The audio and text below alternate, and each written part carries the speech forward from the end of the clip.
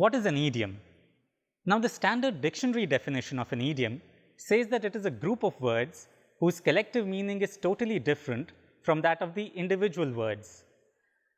The word idiom comes to the English language from Greek, where it means the speech that is spoken by a particular group of people or by the people belonging to a particular place.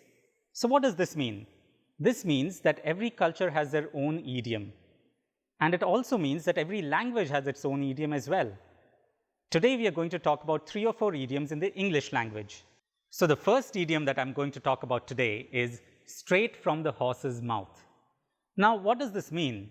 Straight from the horse's mouth means that you are getting your information directly from the most reliable source. Usually this would be the person who is directly related or has first-hand experience of the event that you're talking about.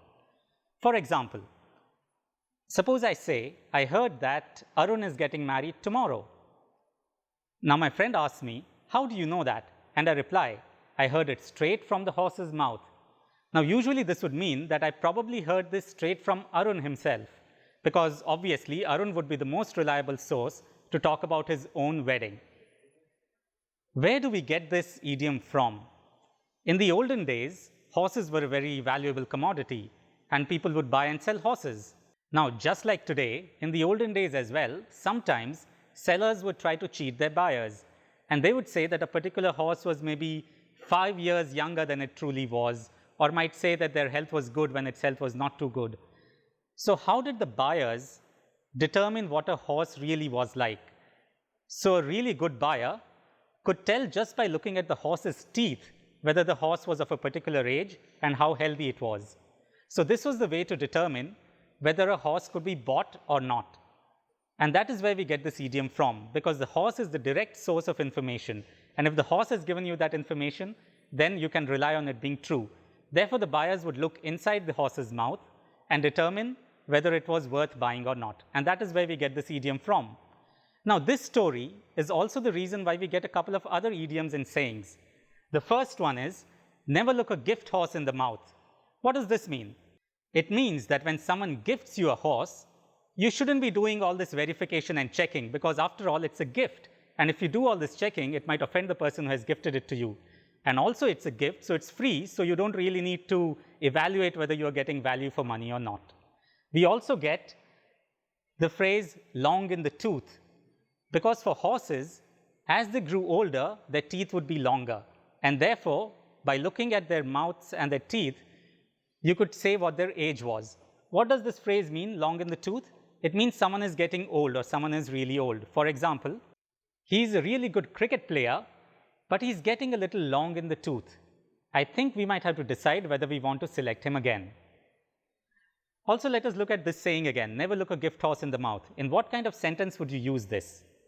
For example, if someone gifts me a kurta, and at that point itself, I start to examine it to check if there are any tears, if the color suits me really well or not, if there are any threads hanging loose, then I'm really looking a gift horse in the mouth.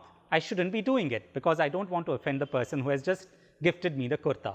The second idiom that I'm going to talk about is also somewhat related to teeth. It's called bite the bullet. What does this mean? It means that you have to push yourself through to do some unpleasant task. For example, petrol prices are high, but we need to drive our cars, so we'll just have to bite the bullet and buy petrol at those prices anyway. Where do you get this idiom from? Again, in the olden days, when wars were fought on the battlefield, doctors would not have their fancy tools, they would not have the facility for anesthesia, so they would have to operate on the soldiers on the battlefield itself.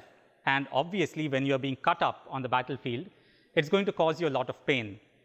So to get through the pain, soldiers would usually be given something to put between their teeth, which they would bite on, and hopefully that would allow them to tolerate some of the pain a little bit. Now, usually on the battlefield, the most accessible and available thing was a bullet. So the soldiers would be asked to bite the bullet and get through their pain. And that's what it means as an idiom as well, that you really have to push through and get through the pain of something unpleasant. The third idiom I'm going to discuss today is throw the baby out with the bathwater. Or rather, don't throw the baby out with the bathwater, because this is something that you don't want to be doing. What does it mean? Well, throwing the baby out with the bathwater means removing something positive together with the negatives. So where does this idiom come from? In the olden days again, in England, a lot of families would take bath in the same tub of water. And the sequence would be, you first had to give priority to the men. So the men would take bath first, and then it would be the women, and then the children, and finally the babies.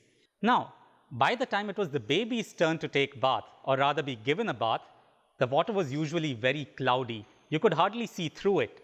So after the baby was given a bath, if a forgetful mother or a nurse forgot to take the baby out of the tub, then it was likely that they would throw the baby out together with the bath water. Now the baby is obviously desirable. You want the baby to be there. You don't want to throw it out, but you want to throw the dirty bath water out.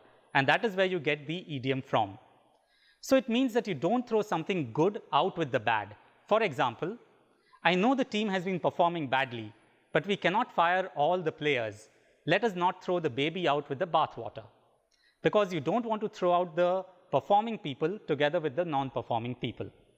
So today we have looked at 3 idioms, in fact more than 3, because we have also seen some extra derivatives from the horse's mouth. As you can see from these, idioms are very closely connected to culture. This is how language is truly a part of culture. I hope that you enjoyed these, and maybe we can discuss some more later.